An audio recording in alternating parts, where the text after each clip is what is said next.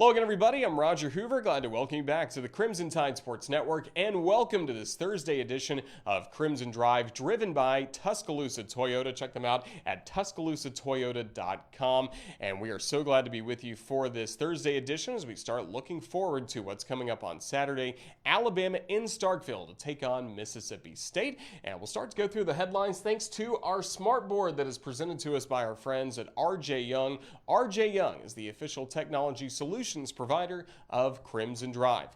Well, coming up, taking a look at headlines. We'll start first with what's coming up on the show today. We'll hear from the head coach of the Crimson Tide, Nick Saban, as he met with the media last night. So we'll have coach's checklist, really the three key things you need to know about from Wednesday's press conference from Coach. Then we'll be joined by the host of Hey Coach and the Nick Saban Show, Eli Gold, as he'll always give us a preview of what's coming up later tonight, starting at 6:30 from Baumhauer's Victory Grill in Tuscaloosa and across the radio network and our Facebook page as well for Hey Coach and the Nick Saban Show. Talking Alabama football, we'll be joined by the Athletics' Aaron Suttles to get a snapshot of where this football team is through 6 games on the season, especially coming off and trying to bounce back from the loss last Saturday to Texas A&M. So we'll be joined by Aaron Suttles for the big picture. And then the other booth, we will head to Starkville a little bit early and talk with the voice of the Bulldogs, Neil Price, as he'll give us a full scouting report on Mike Leach's team, plus some things to do if you are making the trip to Starkville coming up on Saturday.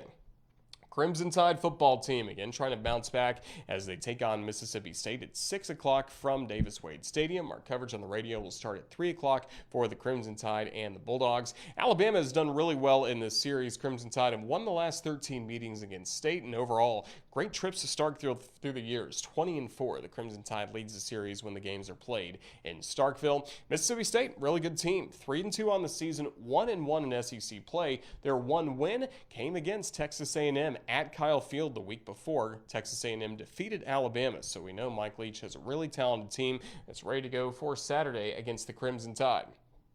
Some other headlines across Crimson Tide athletics. It was really fun to see Jones Free, just a freshman. He had a chip in that helped beat Ole Miss at the Jerry Pate SEC match play in Birmingham as the Crimson Tide ended up going 3-1 in that event. Lost on the first day, but rallied after that to 3 great victories. Love seeing that for Jay Sewell's men's golf team. Women's basketball, we know now about the plan for the SEC tournament in 2022. They will be in Nashville at Bridgestone Arena for the SEC tournament as the Crimson Tide last year had a great run to the quarterfinals. Hopefully a long run coming up in Nashville, but tickets are now available. You can get more information, of course, secsports.com or rolledtide.com has all the ticketing information for the SEC women's basketball tournament. Last night in volleyball, it was a thriller last night as the Crimson Tide defeated the Missouri Tigers in 5 sets. Really came down to the wire, but a great bounce-back victory for Alabama after playing the defending national champion Kentucky very tough on Saturday.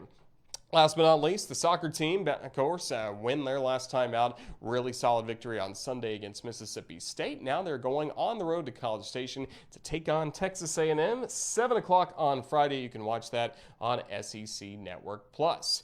On the show today, we start with the head coach of the Crimson Tide, Nick Saban. Here's a look at what's on his mind as we get ready for Saturday in Starkville. I think the most important thing we keep trying to emphasize with the players, which they done a pretty good job of, is responding the right way to try to improve and do things in a way that's going to help them create value for themselves and help them create value for the team. If you don't create any value for Alabama, you don't create any value for yourself. So everybody's got to focus on finishing, and I think it's a cue every day. When you practice, you get tired, you get lots of reps. That when you start to get that way, that's a cue for you to finish. And, you got to finish plays, you got to finish games. We certainly didn't finish the last game. The last 5 minutes of the game was not what we needed it to be. So that's something that we have to continue to work on. Playing at Mississippi State, every game we've ever had over there has been really, really difficult. Their team is playing really well, so this is going to be a real challenge for us, and we're going to have to bring our A game, play our best against a lot of really good players on both sides of the ball. So it's always a difficult place to play with the cowboy bells and all that, but we've been into a couple difficult circumstances so far this year, so hopefully we can continue to improve how we manage that. Well, when they throw the ball I don't know, I think it's pretty close to 80% of the time, almost on every down. You know, you have to change the way you think. You know, the old-fashioned, got to stop the run on regular downs and, you know, play the passes. You know, you got to kind of change to, yeah, we got to stop the runs, but, you know, we got to play really good pass defense on every down, because a lot of their passes are control game, get the ball out quick, short, you know, gain 5, 7 catch and runs. So you got to break on the ball and tackle well. And it's a little different mindset that your team has to have, and your signal caller. So, but that's the way we practiced all week. So the players should be getting it, and you know, I think we got a good idea of what they're going to do. It's just going to be a matter of, you know, how our guys execute, and be able to get consistent enough performance down in and down out, not to give them big plays, and to try to be able to deny the ball when we need to, so that we can get off the field. Well, I certainly think that we need leadership. I think every organization needs leadership. I need people to set a good example. Need people to care enough to serve others, to help them set a good example, so that you get a critical mass of people that are all, you know, buying into the same principles and values and the same standard. As much as I can talk about it as a coach, I think it always gets reinforced to a great degree if you have, you know, peer intervention, where you have, you know, your peers are, you know, constantly preaching that same message and holding people to the same standard. So, you know, that's something that we want to continue to develop, and I think something that will help this team continue to develop.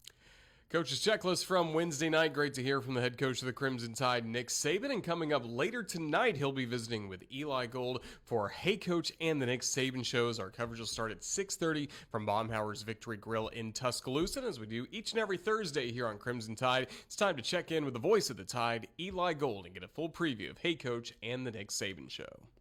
Eli, it's great to see you. How's everything going as we get ready for week 7 of the college football season? Yeah, everything's going well. A lot of work this week. And, you know, you're also coming closer to the basketball season and other sports that are going to start cranking up. So it's been a busy week so far. But, you know, I'm looking forward to sitting down with the coach this evening. Should be a lot of fun. And I'm sure part of the conversation will be about Texas A&M. Just describe the scene that you saw on Saturday as the Crimson Tide fell for the first time since the 2019 Iron Bowl. Well, you know, it was something that you didn't like to see, obviously. But one thing you got to give credit to Texas A&M, not even on the gridiron, the fans. They are some of the nicest fans you're ever going to encounter. The atmosphere in Kyle Field is just beyond reproach.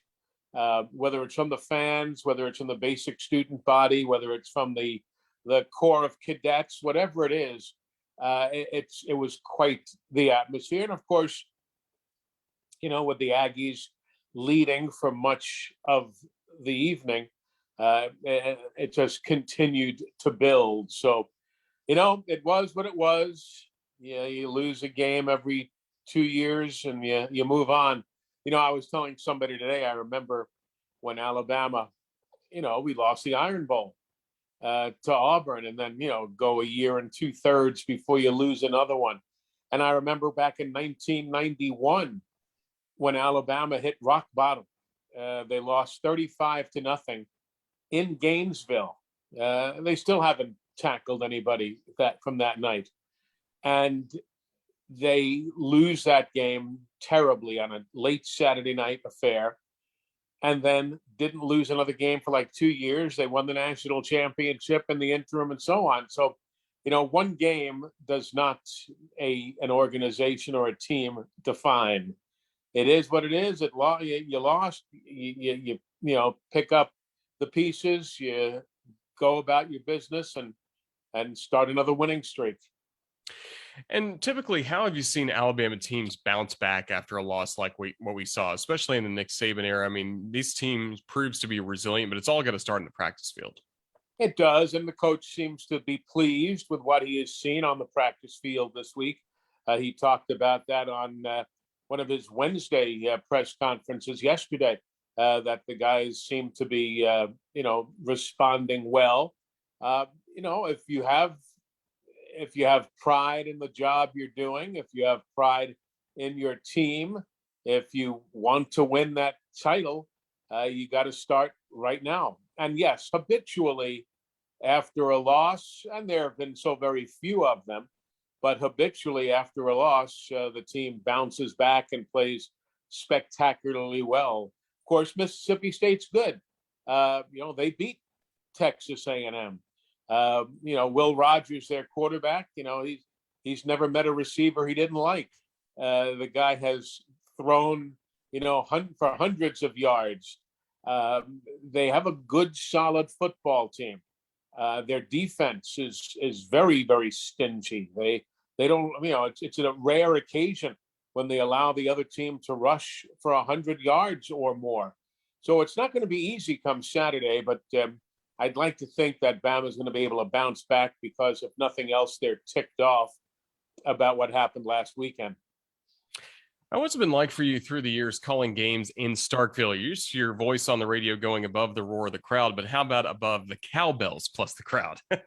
Well, I leave the audio mix to Tom Stipe, our engineer. I don't change my delivery at all. I don't change my volume at all. Tom does have some crowd noise microphones out there, which he might be able to bring down a little bit. It's funny you mentioned that. I'm just sitting here thinking I've never really heard a tape of anything problematic from Starkville. I've heard some games from Starkville that we've done because I go back and listen to my work, but I never noticed that the cowbells were a problem. You can certainly hear them, but on the air, I've never noticed it being a problem. But if it is, you let me know come Saturday. You get yourself off the beach there in Pensacola, where you're going to be this weekend, and pick up the phone and say, "Hey, I can't hear you."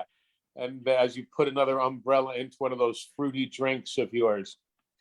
Typically can't get reception on the beach. What a tough problem. Yeah. No, but we are looking forward to the broadcast for the pre and post game shows being in Pensacola on Saturday. And of course, we're excited for Hey Coach and the Nick Saban show coming up tonight in Tuscaloosa. What's coming up on the show this evening? Well, tonight, of course, the coach will be with us at 6:00. We're going to open things up with Patrick Murphy. We'll talk about his softball team. They have had some action already. Even though obviously this isn't their time of the year. Both baseball and softball are playing some fall games. So we'll talk to Murph about that. I'm sure we'll talk about, all sorts of plans that the team has for this season. And then Chris Brees will be with us, the sports director of Channel 42 here in Birmingham. He'll be the media guest later tonight, and he'll join me in asking a few questions from the coach. So that should be fun. We'll also talk about Montana Fouts. She's running for homecoming queen. Next weekend, the Tennessee weekend, is homecoming. And there's always the election for homecoming queen. And she is representing the athletes and the athletic council trying to become homecoming queen. So we'll talk to Murph about that as well, see whether he's helped her pick out her gown or something. Look forward to hearing that, and hopefully everyone will vote Montana coming up next week. Well, Eli, it sounds like a great show on tap tonight at 6:30. It'll be streaming live on our Facebook page, across the radio network as well. Just thank you for joining us to give us a preview of Hey Coach, the Nick Saban show, and safe travels to Starkville. Thank you, sir. We'll talk to everybody this evening again on the air at 6:30, from 6:30 until 8.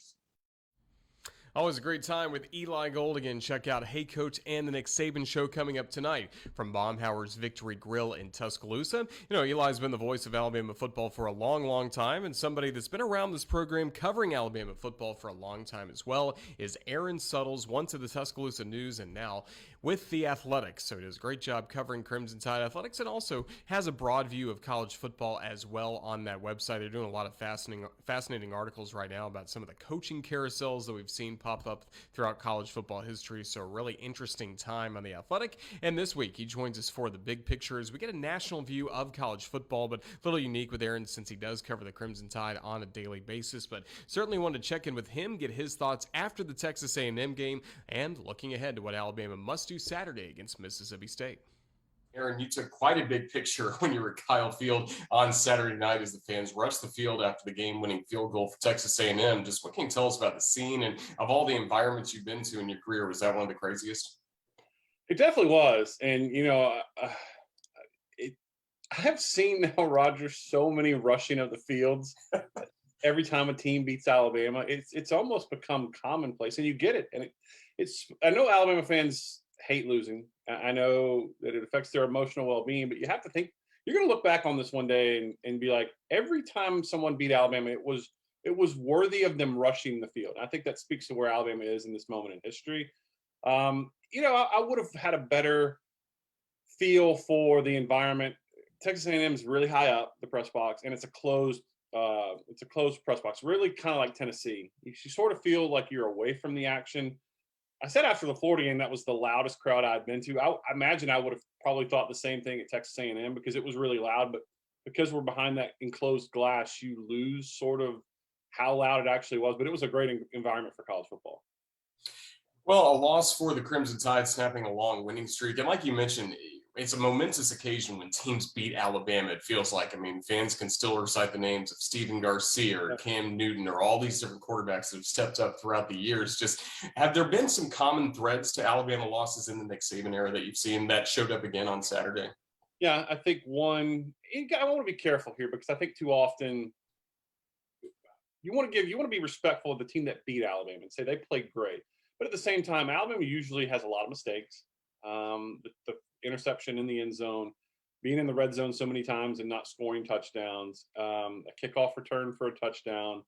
So just things that you don't normally see. But having said that, Texas A&M won the football game. They gave up a big lead and went back and came back and won it in the fourth quarter with 10 straight points. So I do think quarterbacks have generally a really good day. The fact that he throws the game time touchdown, get hit in the mouth, and sort of lays there on the field is sort of iconic now, I think, for Texas A&M. But generally, you have to have really good quarterback play to beat Alabama, and you have to have a couple of breaks go your way, and that's what happened with the Aggies. Also, for this Crimson Tide team, early on in the ballgame, you lose Malachi Moore to the targeting penalty and ejection. How do you feel like that affected the defense the rest of the night?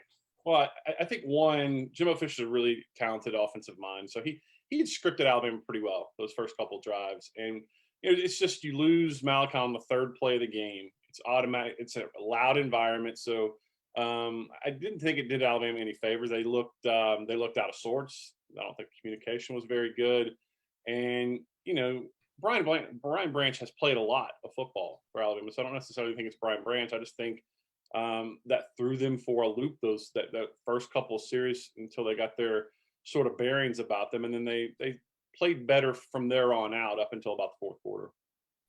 And then for the offense, again, a tough start. Alabama's down 24-10. But what did the offense get right in the second half when Alabama was building back and eventually took a 38-31 lead? I think two guys really come to mind that played really well. Let me say three. Because I think Bryce Young, and I tweeted this yesterday, has faced a lot of unfair criticism.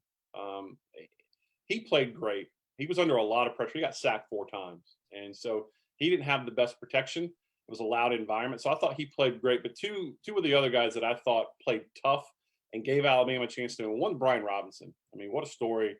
Guy sticking around for his 5th year and is really paying off. He's really sort of become the workhorse running back, sort of a la Derrick Henry in 2015. I mean, he's now had over 50 carries the last 2 games. So we hadn't really seen that since 2015 with Alabama running back. So his toughness really impressed me. And then Jamison Williams has made some tough catches, is explosive down the field, vertical threat. I think without those 2 guys, Alabama would have been in a world of hurt Saturday night. So they really showed me the toughness. And I think some other guys can learn from that. Guys that drop passes in key moments can learn from those 2 guys about performing in that kind of environment. When we visited you before the season, you were getting ready to release a great story, and it turned out to be a great story on Will Anderson Jr., talking about the kind of leader he is, kind of person he is, as well as a dominant athlete on the field. What did you make of his comments Monday as he once again is trying to lead this football team? He tried to do the same thing after the Florida game and said, "How many guys listened?" Yeah, Roger, you put out a great sort of compilation of his press conference. It means something to him. It means something to him. It hurt him that they lost, and the fact I think he's now becoming more comfortable about being that leader that will call guys out. And there's different ways that can take form and take shape in a locker room. I mean, you can be the sort of intimidating physical guy in your face that you're scared of, or you can be the guy that you respect. And I think that's sort of where Will Anderson falls. If people respect him, the fact that he called his teammates out and said, "Listen, we thought we had this correct after Florida, but the message didn't get home to some people." And the fact that he was very thoughtful with his comments, and it means something to him. He's talking about making football the number one thing in your life. And we all have to prioritize, school and family and faith and all that in that. But I think where he is in that moment, he was emotional, and it hurt him to lose. And I think if he's the sort of emotional barometer of that locker room, they're in a good spot. But I think more people need to lead by example like Will Anderson, because he's someone losing that game, sort of hurt him. And I don't know how many people in that locker room can say the same thing on the same level as Will Anderson. Well, that was interesting as well. In your story on Saturday, you had comments from former Crimson Tide players who were tweeting out some of their thoughts during the game. In your experience, former Alabama players that have once played for the Crimson Tide, gone on to the NFL, when they see a game like that, can they help this current team out behind closed doors? Have you heard stories of that before? I think that depending on how far they are removed from it, I think, I referenced two guys, one was Mark Ingram and two, Devontae Smith, and both those guys are obviously Heisman Trophy winners. But I think, Devontae has a voice still in that locker room, because most of those guys there now still played with him last year, and they saw his sort of work ethic that he put in. I think Mark's a little further removed from it, but I think when you've been in that brotherhood, you have a voice, no matter how far you are removed from it. And the fact that they felt comfortable enough to put that out there on the social media, I don't know how closely Devontae. I imagine he's still in pretty good contact with John Mechie, that wide receiver room that he was in. And I do think they would listen to him. How could you not respect what Devontae Smith accomplished and what he did last season? And you saw over the course of 4 years the work that he put in to get better. So I definitely think he still has a voice in that locker room. Speaking of John Mechie, one of your latest articles looks at John Mechie and the role he's had for Alabama this season. What did you learn in researching for that article? Yeah, I think it's just really tough what's being asked of him this year. Now, he went from his freshman year being, probably the fifth option, still got playing time with fifth option. Last year would have been the third option. And then all of a sudden, he's the number one guy. And, I think Nick Saban put some good context on it during his Monday afternoon press conference. And that Mechie's not exactly 100% healthy. So it's affecting his preparation in some regard. Maybe he's not able to practice as much as he'd like. But he's having trouble living up right now. The numbers bear out of him sort of living up to that wide receiver one on the team. He's ranked 22nd in effectiveness in the SEC in terms of receivers. So I don't think anyone would have expected that coming into this season. He seems to me, and again, I'm watching the television version and I'm watching live from a stadium. I don't have the all 22 film available, but at first glance, watching it live, it looks like he's having trouble creating separation, getting open. There's always someone around to either break up the pass or tackle him right after he makes the catch. So I think that's an issue. And the wide receivers aren't getting as open this year. And, that's somewhat to be expected when you lose the talent that you lost last year. But even in man coverage, which, you would think is a wide receiver's dream to be able to get open, he's having trouble separating. So I think right now his health is preventing him a little bit. And I wonder where his confidence level is at this point in the season. Now that we're 6 games into the season, what do you think we've learned about Bill O'Brien, Alabama's offensive coordinator, as a play caller? I think he's being unfairly, compared to Steve Sarkisian. Steve Sarkisian's really innovative offensive coordinator. And the last time we saw Steve Sarkisian coordinating an Alabama offense, it was a historic offense. They were that good. I mean, they had the best offensive line. They had the best wide receivers. They had a once-in-a-generation running back like Najee Harris. So he had a lot of tools in his toolbox to call plays from. Bill O'Brien doesn't have that.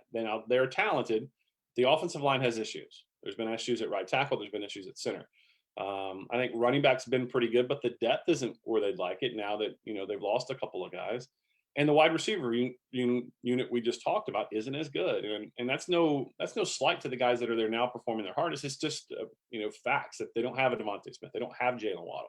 So I don't think Bill O'Brien has the same tools in his toolbox to call plays from as Sark did last year. Having said that, I think he's done an okay job. I think most people now looking back on it wish he would have ran the ball at least once inside the red zone there when they passed 3 consecutive times. But to me, that signals at least a lack of trust on that offensive line to pick up the push that you're going to need to run on goal line situations. So, but when Nick Saban comes out and says, I don't think we tested A&M's run defense like we should have or could have, I think that's questioning a little bit Bill O'Brien. But for the most part, with a first-year starting quarterback and in sort of the drop in weapons that they've had from last year to this year, it's been pretty successful. They scored 38 points on the road in Texas A&M. They should have won that football game. Offense is not why they lost. Defense is why they lost. Well, we started this conversation talking about common characteristics for an Alabama loss, but let's talk about common characteristics of an Alabama bounce back, because we've seen that before. We've seen some long winning streaks right after a game like this. So what needs to happen for this football team starting with Saturday at Mississippi State? Well, it started Monday. And I think that's where if they're going to bounce back like they have traditionally, it's because they paid more attention throughout the week and they put in better preparation because they know now that they can lose. And Nick Saban talks about that constantly with don't waste a failure. That's what he's talking about. He's like, by the time you get to the game Saturday, you've already determined what sort of week you've had, how prepared you are for that game. And that starts on Monday. So, if the team was mentally sharp, if they come out and ready to practice and they're not worried about bumps and bruises and they have good energy, then they'll be fine. But one thing I do, Nick Saban said this Monday is, Mike Leach is going to throw the ball 50, 60 times. And, teams have had some success throwing against Alabama. So, it's going to come down to defense again, but how they perform Saturday is determined through Monday through Thursday or Friday. Anything special we should look forward to in the Athletic and your coverage of Alabama as we get ready for Mississippi State, or any other special features we may see in the next few weeks? Yeah, I'm going to be writing in a sort of a look at the defense and what's going on with it. Everyone has a favorite culprit that I won't mention, but I think we all figured out who it is, and just looking at what the problem in Alabama defense is. Because for so long, it was just a given they were a top 5 unit nationally, and that has not been the case for the last 3 or 4 years. Well, we'll look forward to reading your work covering Alabama football and the Athletic. Aaron, thank you so much for joining us here on the Crimson Tide Sports Network. We'll see you down the road. Thanks for having me. Check out the work of Aaron Suttles on theathletic.com, covering Crimson Tide football as well as all college football. Does a great job for the Athletic. Well, now we're getting set again for Alabama against Mississippi State coming up on Saturday, so it's time for the other booth, as we always enjoy visiting with the opposing broadcaster for a Crimson Tide matchup. And this week, that means we're checking in with one of my longtime friends, the voice of the Bulldogs, Neil Price, who's now in his 5th season in Starkville, as he gives us insights on what Alabama fans can expect when making the trip to Starkville, plus what kind of team Mike Leach has for this game. Neil, we hope the cowbells are ringing loud and proud coming up on Saturday. How's everything going? That's good, and I'm sure they will be. This young Mississippi State team has given Mississippi State fans something to be excited about, and they're coming off of a big win 2 weeks removed at Texas A&M, and even though they're still very young and they're not exactly the deepest team in the league, they're showing progress. And I think that's all you can ask for as a State fan 2 years in with a new staff is, can you see the growth? Can you see the maturity? And we are seeing that in certainly 2 phases of the game, and hoping that we can get a third with special teams. Yeah, what are the steps forward for this football team that you've seen throughout the year to this point?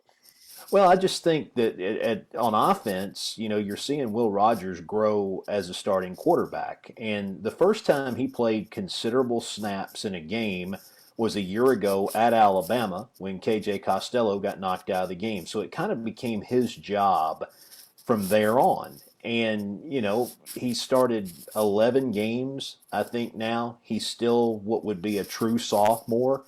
There's still not a huge body of work there, but what you're starting to see is that he's got his eyes in the right place defensively.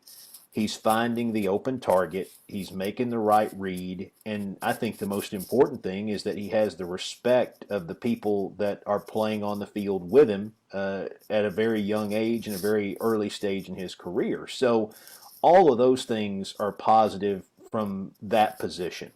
The other area where they're getting better is on the offensive line. And last year they're learning a new system. They're playing with wider splits probably than any state team has played with here in a long, long time.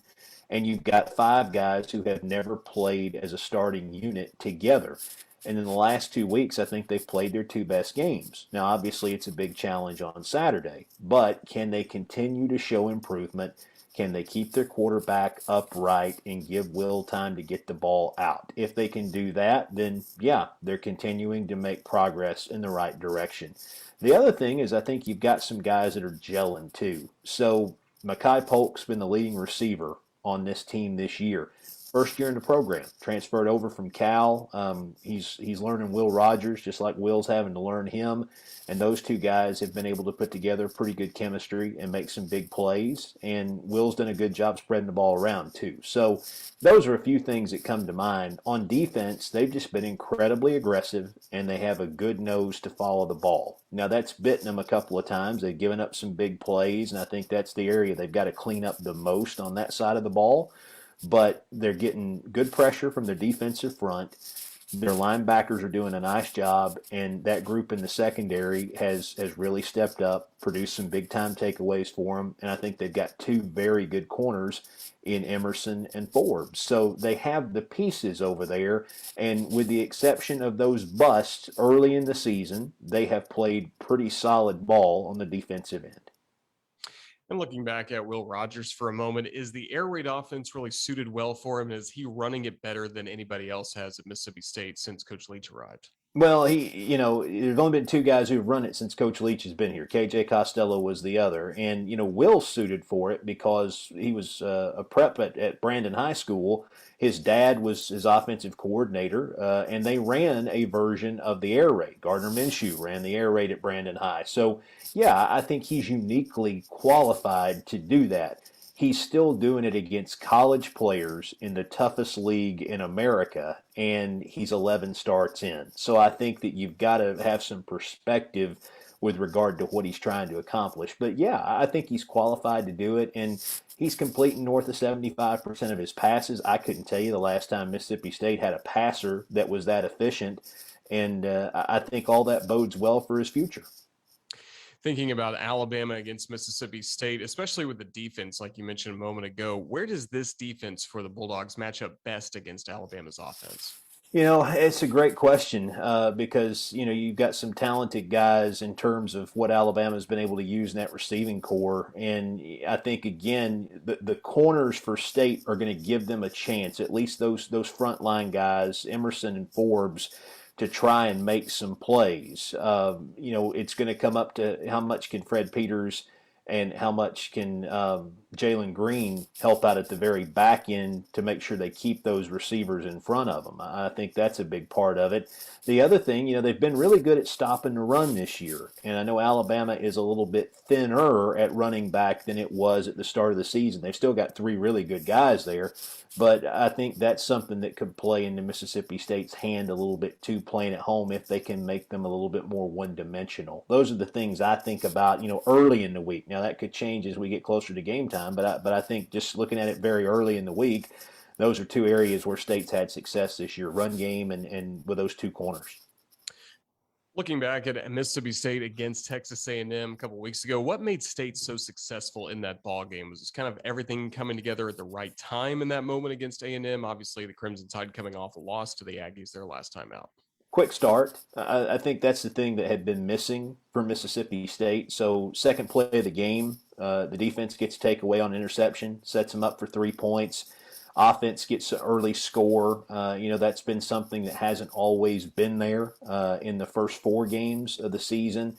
And then they found themselves in a precarious spot late in the game where they're trying to hang on and win a game rather than trying to fight their tail off to get back into one down 2 scores. So I think that was a teachable moment for Mike Leach and the staff to show these guys that, hey, it can be done. I think mindset's the other thing, and Coach Leach has talked about that a lot with the media in the last couple of weeks. You've got to go from a point as players, especially at a young point in your career, where you go out and you hope something good is going to happen, and you get to a place where you go out with the expectation that something good is going to happen. I think early in the game at Texas A&M 2 weeks ago, we saw that mindset a little bit more. They went out there with the expectation they were going to make plays, make something happen, and they were able to do it. And then at the end, when they had to have the big play, the safety from Nathan Pickering, they were able to get it and hang on to win in a pretty tough environment on the road.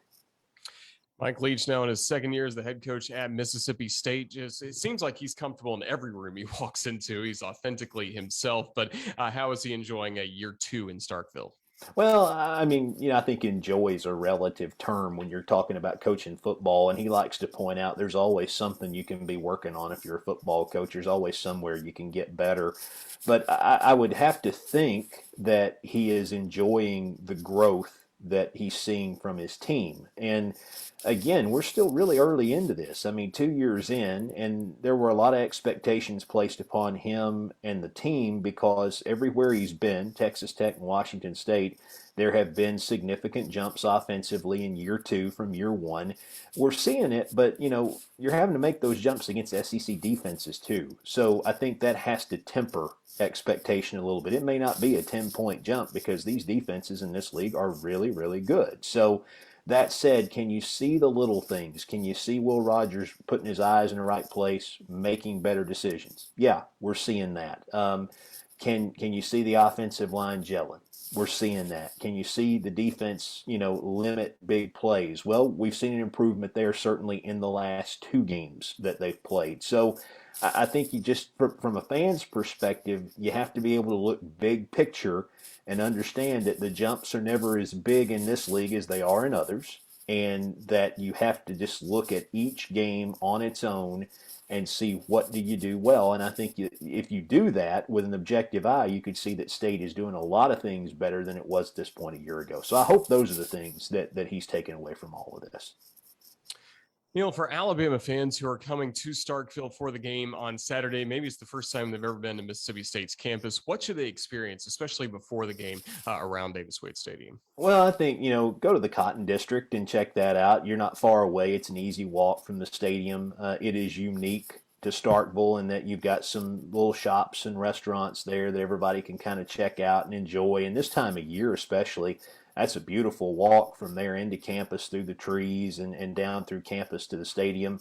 I think the culture in the junction is really cool too. And everybody likes to talk about the tailgating in this league, but it really is something to see all those people gather outside the south end of the stadium. And it's kind of a party vibe. And I think the fans here are really great with regard to how they treat visiting teams coming in. Everybody talks about the Mississippi State family. I think everyone embraces that ideal. Certainly that's been my experience with it in 4+ years now. So, take time to walk around. I don't think the campus here gets near enough credit. I do think it's a pretty place, one of the prettiest I've been to, and I'm not saying that because I'm working here. I mean, I've been to all of them, and I think that this one is unique and beautiful in its own way, and it's worth a trip up to the drill field on the other side of the stadium to kind of see that in Central Campus and see town and walk in. And because Starkville is what it is with regard to size, it's easy to experience all that without having to get in your car and fight traffic and do all those things. Certainly hope Tide fans will take advantage of that coming up on Saturday. And, before we let you go, it was great to see you on the SEC Network a few weeks ago for Kenny Chesney's film, More Than a Voice, looking back at the history of broadcasters in the SEC. Just how enjoyable was it for you to get to be a part of that, talk about some of your broadcasting heroes, especially legends like John Ward at Tennessee, who you listened to growing up, and then Jack Crystal at Mississippi State, who was the voice of the Bulldogs for so many years.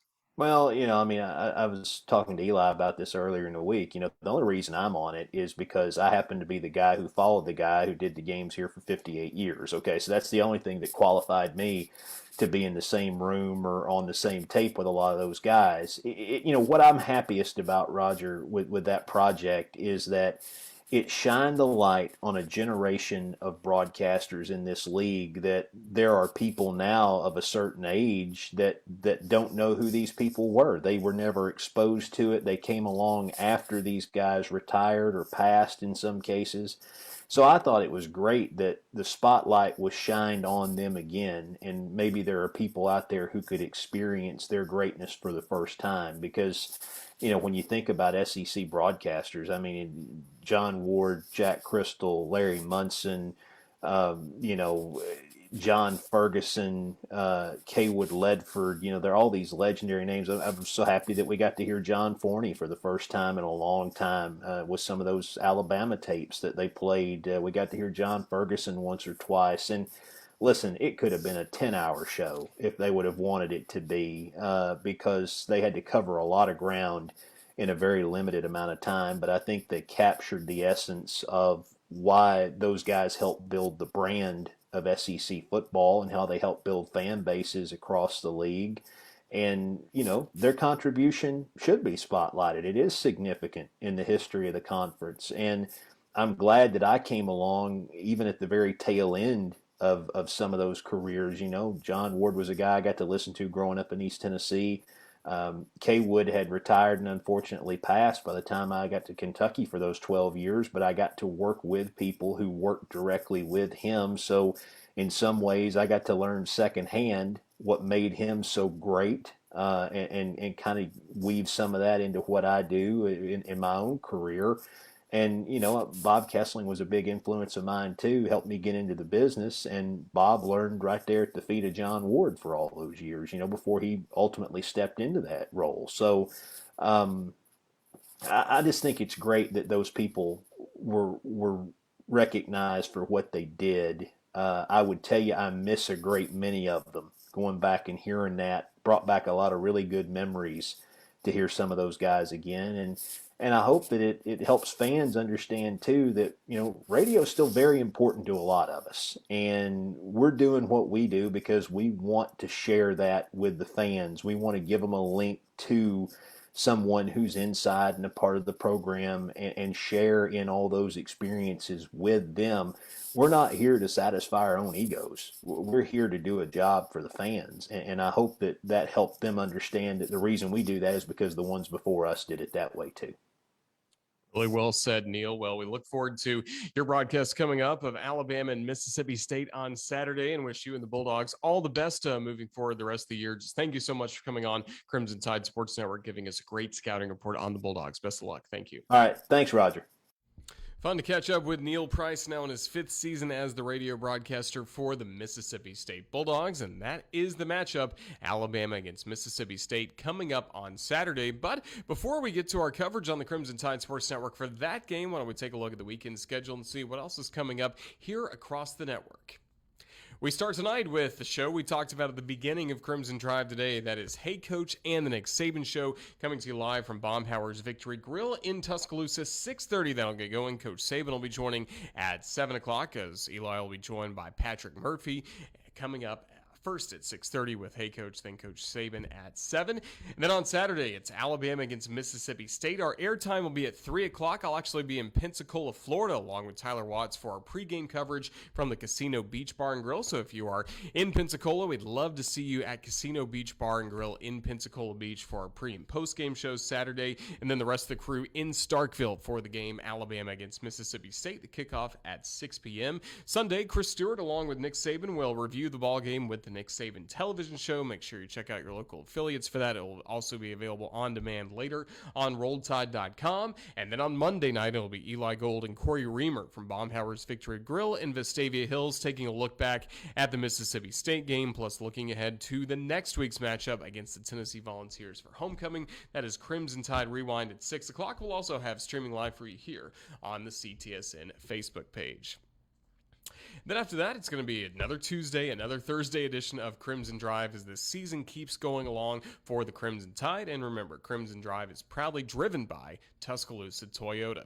Got to say a big thank you to the guests we've had on the show today, Eli Gold, Aaron Suttles, as well as Neil Price. Thanks as well to our producer, Ethan Carabin, for putting this show together. And thanks to all of you for watching, especially thanks to all of you in the comments. Really appreciate all the comments that all of you had. A big roll tide to all of our Crimson Tide fans watching. For everybody with the network, this is Roger Hoover saying thanks again for watching this Thursday edition of Crimson Drive presented by Tuscaloosa Toyota. Now let's get ready for Alabama against Mississippi State coming up in week number 7 of the college football season. Until then, so long and roll tide.